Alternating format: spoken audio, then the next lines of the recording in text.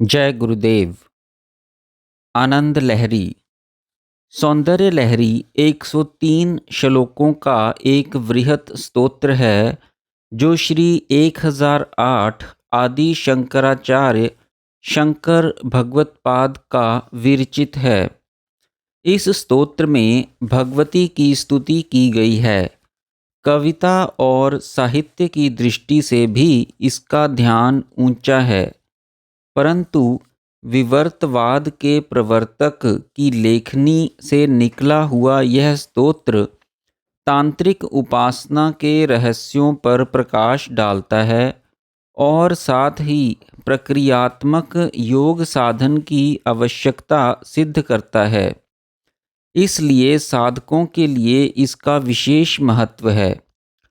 सौंदर्य लहरी की विशेषता इस बात में है कि केनोपनिषद की बहुशोभमाना उमा हेमवती अथवा पुराणों की उमा हिमशैल सुता पार्वती के मानुषी स्त्री रूप को सामने रखते हुए भी उसे सृष्टि की आदि कारणभूता शक्ति, योगियों की षट चक्र अधिष्ठात्री कुंडलिनी शक्ति, तांत्रिक श्री चक्रस्थ श्री विद्या की अधिदेवता महात्रिपुर सुंदरी और सकल ब्रह्मांड में स्थूल रूप से स्वयं व्यक्त होने वाली विराट अधिभूता शक्ति का निर्गुण ब्रह्म की सत्चित आनंद से अभिव्यक्त होने वाली चित्ती अर्थात चिन्मयी शक्ति के साथ समन्वय करके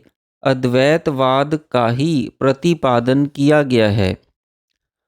स्थूल बहिर्दृष्टि रखने वाले उपासकों का उपास्य देव बहुधा किसी न किसी रूप में व्यक्तित्व की भावना की प्रधानता लिए होता है, परंतु एक दार्शनिक का दृष्टिकोण जो सूक्ष्म अतिसूक्ष्म स्तरों पर अपना लक्ष्य रूप से संतुष्ट नहीं होता, वह सदा दोनों का समन्वय करने का यत्न किया करता है।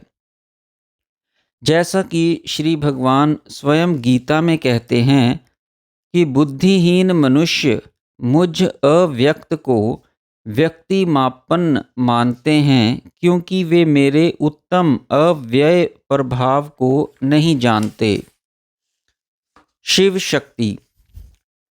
सौंदर्य लहरी को पढ़ने से यह बात स्पष्ट दिखती है कि यद्यपि ब्रह्म अक्षर है, अर्थात उसमें कभी किसी प्रकार का परिणाम नहीं होता, वह अपरिणामी, अव्यय, अविनाशी है, परंतु जगत के सृष्टि स्थिति संहार का अभिन्न निमित्तोपादान कारण भी है।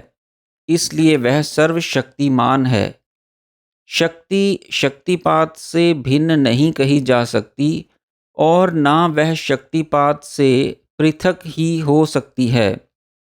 यद्यपि सब कर्म शक्ति की ही क्रिया से संपादित है, अर्थात शक्ति ही सारे जगत का कारण है, तो भी शक्तिमान की शक्ति शक्तिमान की इच्छा के ही अधीन कार्य करती है।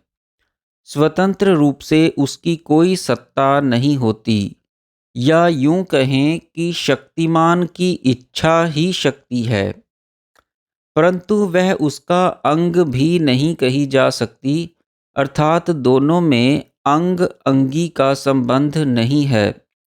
दोनों में कोई वास्तविक भेद नहीं कहा जा सकता। जो भिन्नता दिख पड़ती है वह सर्वदा व्यवहारिक ही है।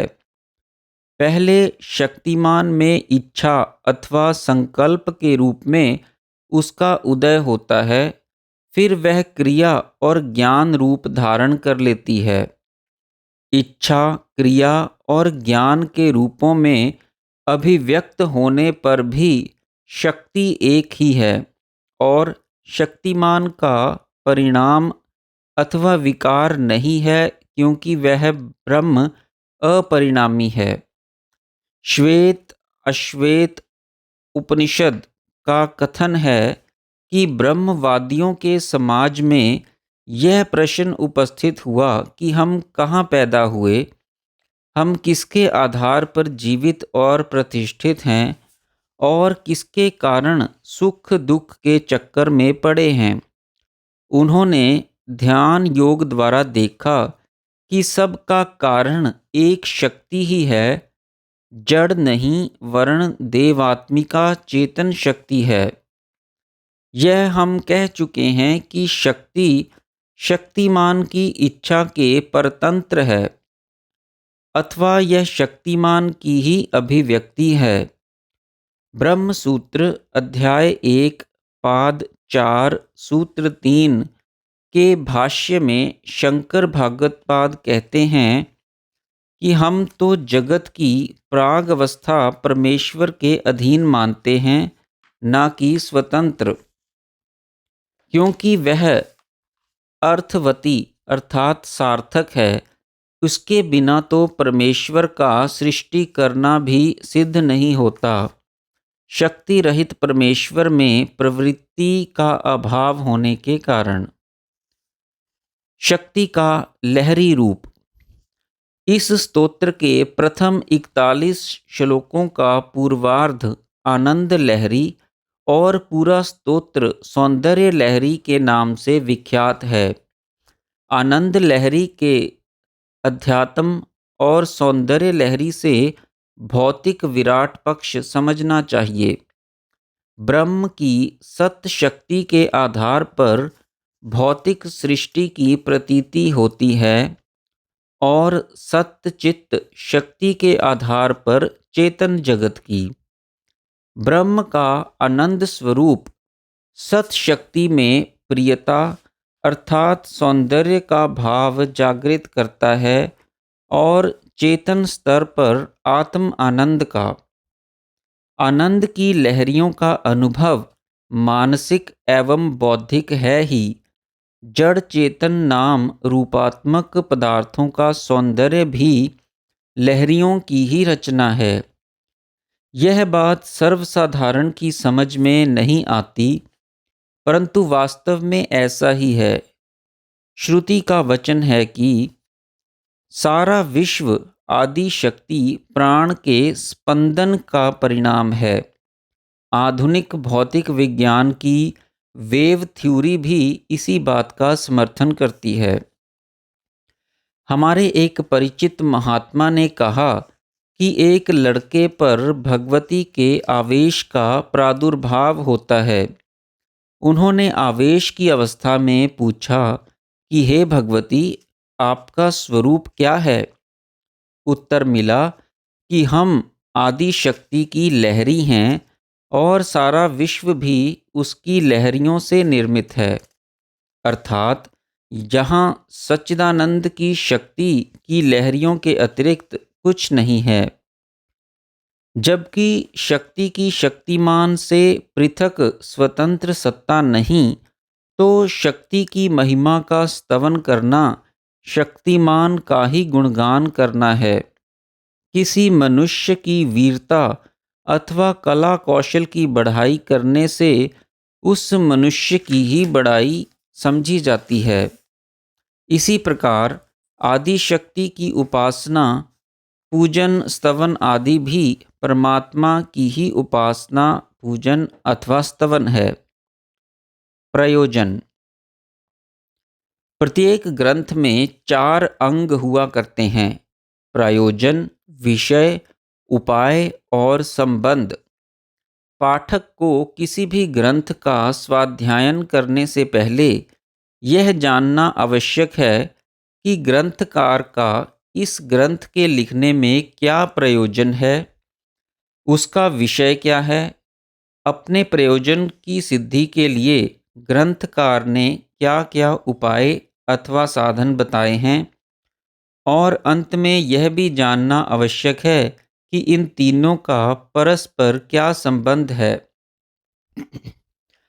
श्रीमद् शंकर भागवतपाद का किसी भी ग्रंथ को लिखने में मोक्ष के एकमात्र साधन तत्व ज्ञान की अपरोक्ष अनुभूति की उपलब्धि के सिवाय दूसरा अन्य प्रयोजन नहीं हो सकता, विषय चाहे कुछ भी क्यों ना हो।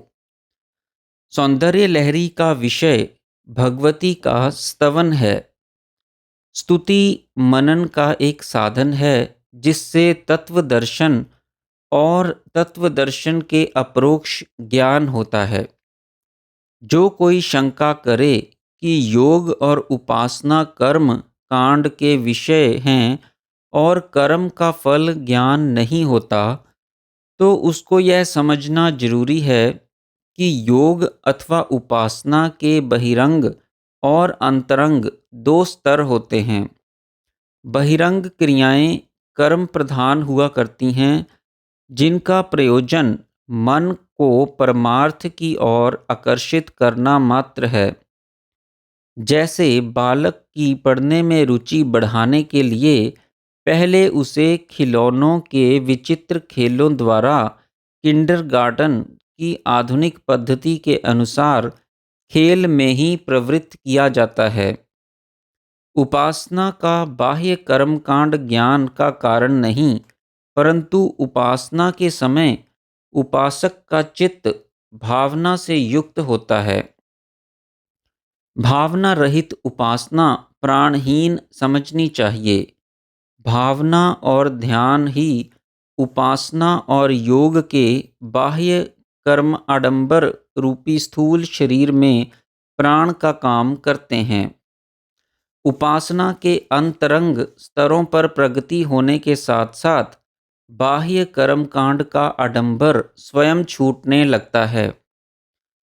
सौंदर्य लहरी का विषय तो भगवती का स्तवन ही है, परंतु उसकी शैली ऐसी है कि स्तुति के बहाने प्रथम 41 श्लोकों में श्री विद्या के रहस्य, हादिकादि विद्या का उद्धरण, षट चक्र वेद का प्रकरण, ग्रंथि त्रय का वर्णन इत्यादि साधनोपायों का दिग्दर्शन कराकर जीव ब्रह्म की एकता पर साधक का लक्ष्य कराया गया है। उक्त साधन क्रम को 3 स्तरों में बांटा जाता है, जिनकी दीक्षा के लिए किसी समर्थ गुरु की शरण लेनी पड़ती है, क्योंकि साधन का रहस्य पुस्तक के पढ़ने से नहीं मिलता, वह गुरु कृपा का ही विषय है और गुरु की कृपा ही दीक्षा तत्व है। जय गुरुदेव।